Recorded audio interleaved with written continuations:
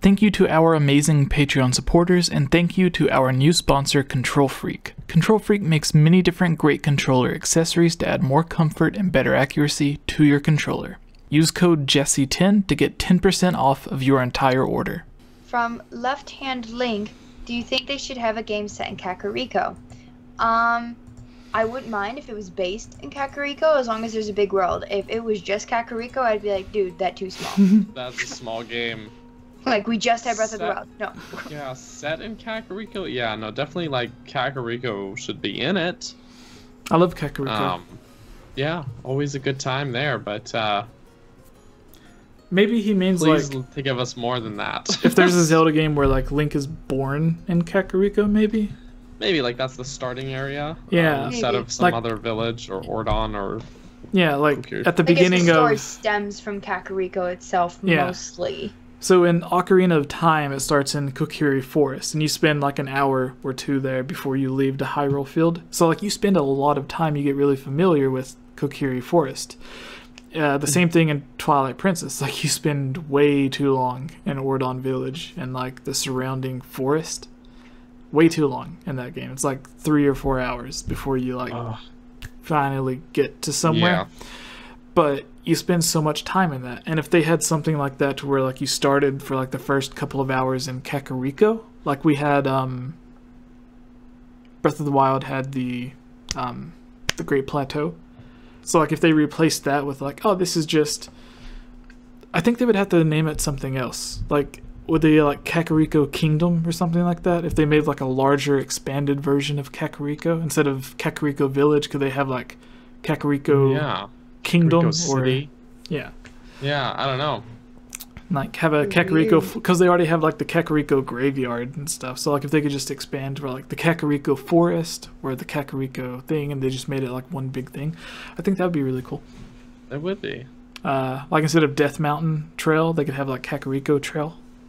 I don't know. Everything is Kakariko now. Yeah. Oh my gosh. I think it'd be really cool. Because then like Link would be more of like a town boy instead of like a forest boy. Oh yeah, Terry says love you, Daniel. Also, yeah, I was just chuckling at that. Thanks, Terry. It's always nice to see you pop in the chat. Yeah. My blood brother. Alright. Is it your turn to pick a question, Daniel? Is it? Yeah. Oh, no. And then after him, so we have 2 more questions. Daniel's going to pick one. I'll pick the very last question. So if you have a question, please tag one of us if you want us to answer it. So Daniel, the penultimate question. Okay. King Bergerson asked, is Jesse really going to kill Daniel on this week's podcast? Wait a minute. No, where did that even come from? That's a little joke I put in there, sorry. I made the title for the one video with Miss Click where she wears the horse head. Like I made it like Miss Click kills us, because I was trying to make it like where she made us like laugh to death. Oh yeah. Or like she killed us with being funny. She did. So like I put the thumbnail with her like she has horns on and stuff in the thumbnail. Did you guys see the thumbnail? I did. I laughed. It was like it had horns, and then in the side was like Ganon, and below Ganon was like a horse head. So. Yes. But anyways, the actual question I was gonna ask was, Micus Plays Games Last asked us. Here's one for a video. What do you think of Zelda's voice in Smash for the World of Light trailer? And do you think there are going to be more cutscenes like that? So I loved it. She's adorable, and I want to protect her. And, no, I thought all the voice acting was really good in the trailer. It suits her. It does. I think it's a great pick for a voice for Zelda, for that Zelda especially. Yeah, that specific one. For that version of Zelda, like I couldn't see that voice suiting, say, Twilight Princess Zelda, but A Link Between Worlds Zelda, she's bubbly enough. I think it's a great fit. There's probably going to be 2. I may be totally undershooting or underestimating. I think there's genuinely going to be like 2 cutscenes for World of Light. I think it's going to be that one, the opening cutscene, and then an ending one, or maybe one like before the final boss and after the final boss as well. But I I don't know, it's probably not going to be super lengthy on cutscenes like the Subspace Emissary was. That had a ton of cutscenes, and it was very much like a story you're supposed to follow. And Sakurai has been very explicit, trying to really emphasize that this is different than the Subspace Emissary. This is not the same as Subspace Emissary. So, my thoughts there. We didn't get to hear Link talk, but it's just Zelda. What do you guys think of that? I love Patricia, and I need her back. Yeah. Patricia did not go to voice Zelda in this. This new Zelda voice actress has not been on the podcast, so I can't support her until she does. Oh, well, we'll just have to petition that. Yeah, we'll just have to find out who she is and then message her on Twitter like I did Patricia. I think Hylia's frozen. Hylia, are you frozen, or are you just sitting very, very still? Hylia, why are you sitting so still? She's gone. She's gone. Well, now it's just us boys. Yeah. All right, so I guess keep an eye out if she messages or something. Final question comes from Abigail Garber. She commented it on yesterday's podcast video that went up, and it's related to a video that we have. Abigail says, question for the Zelda Mailbag this week. Do you think a timeline convergence in Breath of the Wild could be caused because the Master Sword is broken? In Ocarina of Time, the Master Sword is what helps Link travel through time. So would it be possible for the power of the Master Sword, until it breaks, be keeping the timeline separate? I also think this might be possible due to the color correlation between the hilt of the Goddess Sword and that of the Time Shift Stones, as the Hyrule Historia hints that the Ocarina of Time is also made from the Time Shift Stone. So yes, the hilt is the same blue color as the Time Shift Stone and the Ocarina. I have an old video with RMFH Gaming, who stayed with us during E3, about the creation of the Master Sword, how it could be created, from the Master Ore, from the Time Shift Stones and everything, and how it's different, although it looks very similar to, but it's different, but still similar to the Four Sword.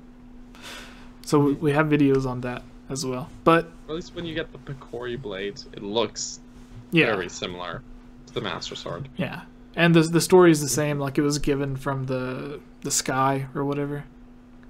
Similar to like the Goddess Sword came from the sky or the goddess. So yeah. Interesting. What are your thoughts? The Master Sword breaking caused the timeline convergence.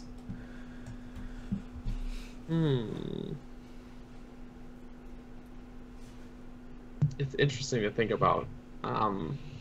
So I think it would have to happen in all three timelines and break at the same time for them to kind of snap back together, as it were. Yeah, I mean, the thing is, in the adult timeline, the Master Sword gets kind of lost at sea, stuck in Ganondorf's head. It gets left down there. It's in the child timeline and the fallen hero timeline, or the downfall timeline, that we still see it kind of persist and stick around. When it breaks, it breaks in Breath of the Wild, though. I think that's what she's referring to. And I personally think the timeline convergence happened prior to Breath of the Wild. And that it's all linked up at some event before the game starts. But there was already, I don't know. This is tricky. I think the Master Sword hilt is most likely made from the time shift stone. Like that would be like a retroactive retcon. Yeah. Right, but so was like the same thing with the ocarina itself being made from time shift stone. Obviously, they didn't come up with that when they were making, with, like back in the 90s. But right? I have a theory about the timeline and the goddesses that was based off of your theory. But then I went back and looked at interviews and other stuff about the Zelda series, and it started because we got a 199 from Link the Fifth Champion. He was saying thanks, man. Yeah, thank you. Wow. So I have a theory called, like, I forgot the title was, but it's Theory on the Goddess of Time and Breath of the Wild's timeline placement. And it started because someone, I'm not going to say their name because this is kind of embarrassing, they wrote a theory for the Chamber of Sages that never got used. So when I took over control of the Chamber of Sages, I asked him if he would like me to use his theory. Actually, I think he messaged me to ask me if he could, write for the channel or whatever. And then I asked him if he had anything written previously, and he said, yeah, but nothing was published. So he sent me the script to his theory. I remember I looked over it, and I was like, okay, this is good. And I even sent it to Connor to record. And then I went back and reread over it, and I was like, this doesn't make any sense at all. Like, he was saying stuff that the game itself contradicted, and I was like, okay, maybe this is why nobody wanted to use his script, because it just sucked so bad. Kind of feel bad for saying that, but it was talking about things like it was like the complete opposite of the theory that I ended up posting, because I was originally just going to rewrite his and correct some stuff, but all of it was so wrong that I just had to completely write a new theory, which I'm glad I did, because the one that I came up with was not really, but kind of proven like a week or two later when Nintendo posted their thing. But his thing was talking about how it would be impossible for timelines to come back together. Basically impossible. Because if I woke up in it was basically like this. If I woke up in 3 different timelines and they all combined that night, but that morning in one timeline, this is kind of explaining it a little bit better than he was, but it's using the same examples. If in one morning I woke up and had toast for breakfast, in the second timeline morning I woke up and ate a bowl of cereal, and the third timeline I woke up and ate nothing. He was saying it's impossible to have eaten the toast and not have eaten anything at the same time, because you can only do one. You can either have the toast or have nothing. But in that timeline, you did just eat the toast, and in the other timeline, you did eat nothing at all. Yeah. So when they combine, it just mashes it together to where maybe you eat toast and cereal. That's the thing with the dragon break thing, especially in timeline convergence theories, is that often there's a bit of a disconnect of you're not quite sure of exactly what happened, and different people seem to have different memories of what happened. So if a convergence happened after something like that happens, you look in your cupboard, suddenly you're missing both bread and cereal. Yeah. And you're not really sure because you might remember eating nothing. Really quick, Aonuma did confirm that while he didn't call it a dragon break, it is canon for Majora's Mask. And it also has to be canon. Majora's Mask and Skyward Sword both have timeline convergences happen in their endings. Yeah, but Majora's Mask was confirmed by Aonuma. That he didn't confirm it for Skyward Sword, but if you play the game, it's obvious that a dragon break happens. Yes. But in Majora's Mask, he outright spoke and said the canon ending for Majora's Mask is one in which you help everyone. So in this guy's script, he was saying all of this stuff that was wrong, and I'm like, there's interviews with the creator of the game where he says the opposite of what you're saying is true. And so I remember I had messaged the guy and I was like, hey, I rewrote some of the stuff because it was wrong, and I think I even asked him, I was like, did you play the game? Because Yeah. Poor guy. It was just really, really bad. But the finished video that I ended up making, because like I had to correct everything that was wrong with his, turned out to be really, really good. I think I like it was really cool because Connor, Sexy McIntyre, narrates it, and then Hylia did the voice of Zelda in it. Because Zelda has a lot of quotes talking about the goddess of time, where like she says the goddess of time, Hylia is like at the edge of time, and then in other parts Zelda says like when you play the song of time, the goddess of time will watch over you. So point is, play games. Like if you're gonna write about a game, play it first, and then research interviews. Otherwise you'll have stuff like this. Yeah. Side note, two things. First, Sean French in the chat says Link to the Past was better than Breath of the Wild. Just saying, pretty apples to oranges comparison. Obviously, I got both my boys behind me here. I love A Link to the Past. It was like literally my earliest childhood memories is playing that game. I love it to bits. I also love Breath of the Wild, but it's not really. It's not. They're so mechanically different from each other. It's hard to really draw a comparison. I love them both for different reasons, just to be frank. But it's hard to say like one was superior to the other just because they excel really in different ways. But what I was actually going to bring up before that sidetracked me, Link the Fifth Champion did super chat us. You never send us a question though, man. If you got a question, yeah, if you can give us a question nice before we end. Button on the podcast here. Yeah. Lay it down. We'll give you a minute to send us something. So to finish the theory on the timeline convergence. Yeah. Basically, if anyone would be able to combine the different timelines, it would be the goddess of time, who is mentioned in Breath of the Wild and Skyward Sword. So Hylia, being the god of time, who made the Master Sword, or made the Goddess Sword, but would be the one to have the power to combine the timelines. Mm-hmm. So, and it uses quotes from the game, not speculation. Everything in the video is using quotes and interviews. So, if you watch the video, like, lately I've been trying to make my videos, like, as little speculation as possible, like using as many quotes from the actual game and interviews and stuff that I can find, because I don't want someone to be in there and be like, well, blah blah blah blah blah blah, you didn't blah blah blah.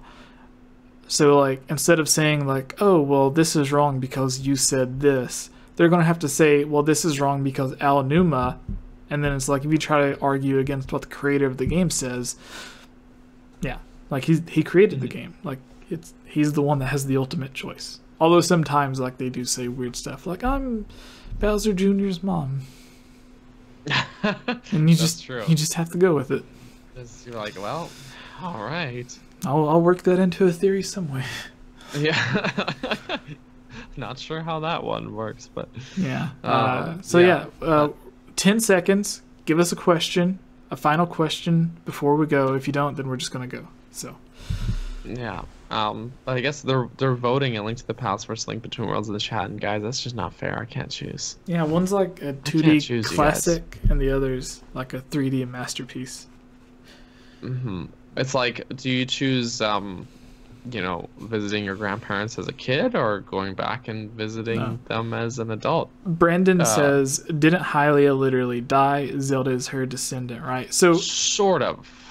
She was reincarnated as Zelda, but her spirit kind of lived on, because in Skyward Sword and Breath of the Wild, when Zelda is like doing all that stuff to pray to the goddess statue, she's praying to Hylia's spirit that's like out in heaven. And then in Skyward Sword, even though Zelda is the reincarnation of Hylia, Fi is still communicating to Hylia and giving those messages to Link. Like there's a part where Fi says that, like, here's a message from Hylia who sits at the edge of time, and then she tells you something. So Hylia's spirit is still there, but her physical form is now Zelda, but her spirit is still... And it wasn't a death so much as she intentionally, like, basically forfeited having, like, a, her status as a goddess to be reincarnated as a mortal because... as a god, she could not wield the Triforce, and that was the best shot at defeating Demise, was to take on a mortal form, then gain the Triforce. Yeah, ironically, that would be the... very similar to Ganondorf in the pre-story to A Link to the Past. Ganon was sealed in the Dark World, but he was able to get his spirit... to the light world in Hyrule, and that was Agnehem. Agnehem was like a weird spiritual representation of Ganondorf, but in Hyrule, because he couldn't get his physical form to Hyrule, so he had like his spirit kind of alter ego sort of. Very similar to what he did with Zant. But Zant was a person of his own, but he just gave his power to Zant. So he used his power to create a physical body outside in Hyrule, and then he, like, that physical body even saved Hyrule from another evil.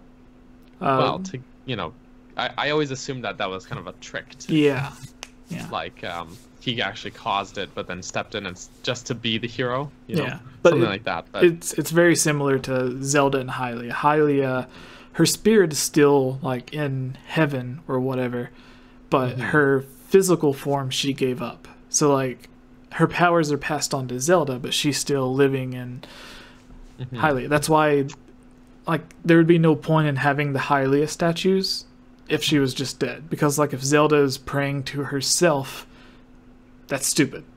Yeah. Like, you wouldn't have to have a statue. They would be statues of Zelda, not Hylia. True.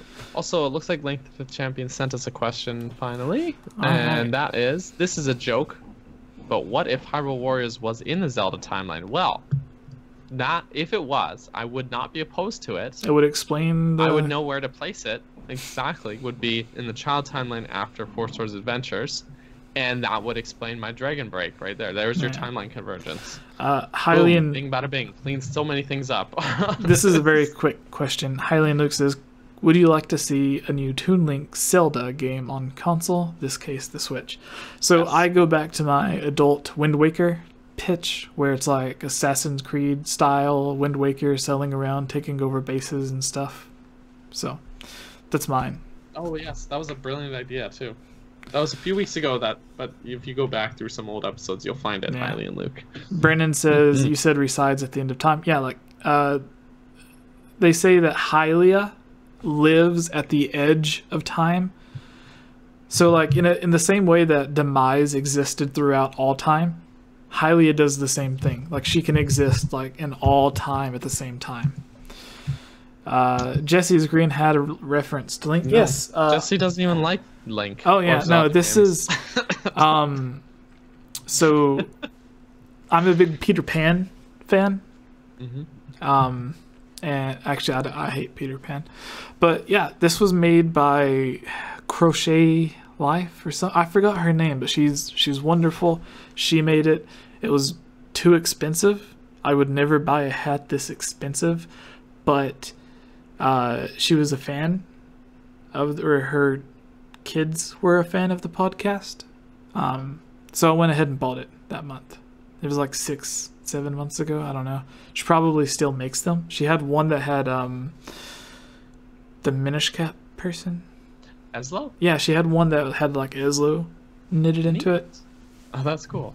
What does Dan think of my question? I like it. I want a new Toon Link Zelda game. Yeah. I'm down. That's all. Abigail says, so basically time doesn't affect her because she controls it. Yeah, she is the goddess of time. That's why the Temple of Time. Yeah, the Temple of Time used to be the Temple of Hylia. Inside the Temple of Hylia, you find the Pedestal of Time, which holds the Master Sword of Time, and inside Hylia's temple is also the Gate of Time. You play the Song of Time to speak or communicate with Hylia. So like everything that relates to Hylia is also related to time. So Hylia is the goddess of time. And again, you can watch that video where it just uses quotes from the game to prove it. Yes.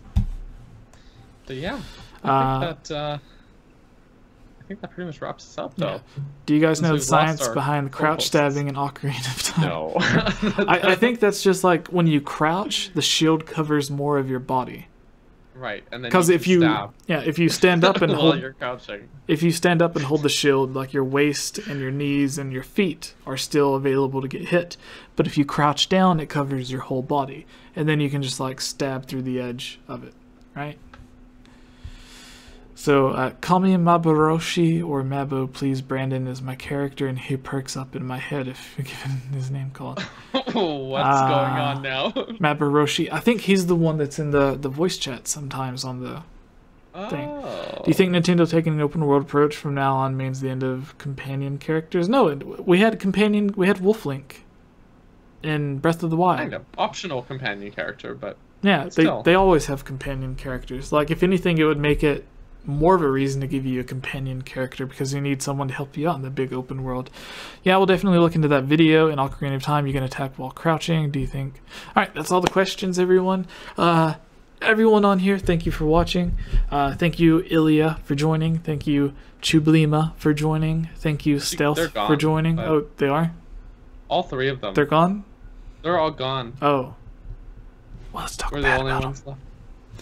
Good riddance. No, okay, so you can find Chublima at Chublima, C-A... Well, I'm not going to say it. You can see it in the top corners of the edited version. Yes. It's in the chat or the description as well. Chublima, C-H-E-W-B-L-E-E-M-A, Chublima. Just find that on her Twitter. You can watch her play Ocarina of Time, other games on Twitch. You can find me at GameOverJesse, Twitter, YouTube, Facebook. You can go to our Facebook page. I'm trying to be more active on it more. It's our Facebook fan page with like 7,000 people. It's really cool. You can join our Discord. Follow me on Instagram. I post pictures of my daughter mainly.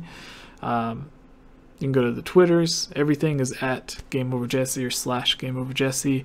Hylia Rose. Just look up Hylia Rose or Geek Apprentice on YouTube and Instagram. She doesn't have a Twitter or a Facebook. Stealth is on Twitter. He said he might make a YouTube in the future. That's at Stealth with 3 underscores. And then finally, Daniel, who are you? Why are you here? Also, I think Abigail, she said she was jealous of your amiibo collection. That's my goals. Hashtag goals. Make other people jealous. No, I'm probably more proud of my amiibo collection than I should be, but thank you, Abigail. I'm super flattered. But yes, I am Daniel. You can find me mostly here on every week doing the podcast thing. I think we might play some more Four Swords this week, Jesse, if you feel down for it. But definitely. We're playing some Four Swords as well.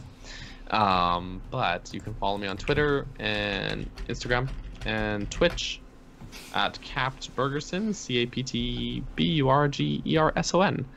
And I guess I do have a YouTube channel. I should probably talk about it and actually use it at some point. It's NSHG Films.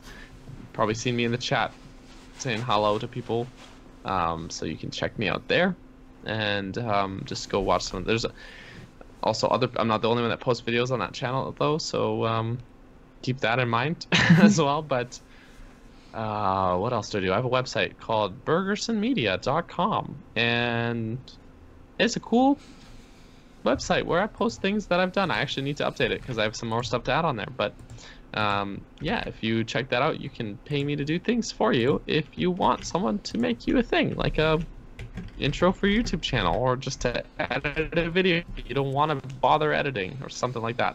Or if you want some original music for your video, there's some free stuff on there for you guys. So just please let me know because I want to watch your video if you do use it. So that's That's everything for me. I have too many things. I am everywhere, and I spread myself too thin, and then I'm really tired sometimes. So Yeah. that's that is me. So you know what's funny, Link Bear 101, is that we both have children. Yeah. So You can go try to be edgy somewhere else. yeah, good try though. Yeah. My wife disagrees with you. You're just Anyways. embarrassing yourself here. It's And if you really- are a virgin, there's no shame. I by the support way. that. There's no if shame in you that, are. but at the same time, You're, get out of here, man. So I'm tired if you can't tell, but yeah, thanks idiots Jesse coming. for you're the real MVP, Thank bringing you. us all together. So Yeah. So figuring out how to make 4 swords work. yeah, it's magical. I think Cliff said that he was the one that originally told me about Parsec. So Maybe Cliff should join us. yeah. Well, he joined on Mario Party and Double Nice. Dash. We played Mario Party 5 and Double Dash. He won Cool. the Nintendo World Champion from Tevi, because Tevi had the Tevi had the Mario Kart World Championship, Right. and then he defended it again in Mario Kart, where he won it. Like, he retained the Mario Kart World Championship. But then we switched over to Mario Party 5 for the GameCube, and Tevi ended up winning. So because it was originally Mario Party and then it was originally Mario Kart and then it went to Mario Party, it could no longer just be called the Mario Kart World Championship because it was in other Nintendo games. So we renamed it to the Nintendo World Championship, and we hope we don't get sued by the real Nintendo World Champion from last Yeah. year. So Hopefully. because that's a real Fingers thing crossed. where they have almost every year, except this Yeah. year. They should have it next year for Smash Bros. That'd be cool. Or Smash. They And totally it's should. it's a great way to show off new games, like they did Metroid